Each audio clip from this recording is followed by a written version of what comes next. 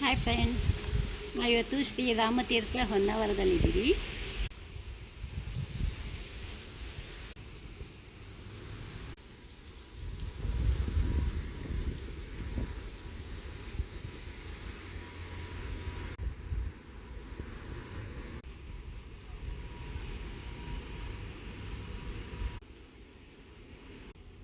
ರಾಮಾಯಣದಲ್ಲಿ ರಾಮನು ರಾವಣನ ಸಂಹಾರ ಮಾಡಿದ ಮೇಲೆ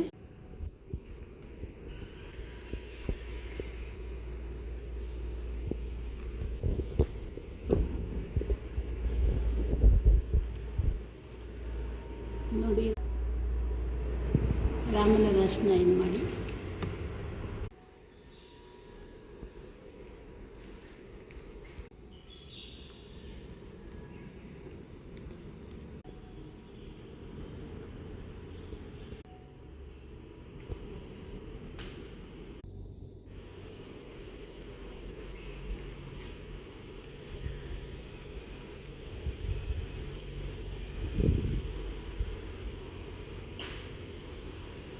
ರಾವಣನ ಸಂಹಾರದ ನಂತರ ಶಿವಲಿಂಗವನ್ನು ಸ್ಥಾಪಿಸಿದ ಕ್ಷೇತ್ರ ಇದು.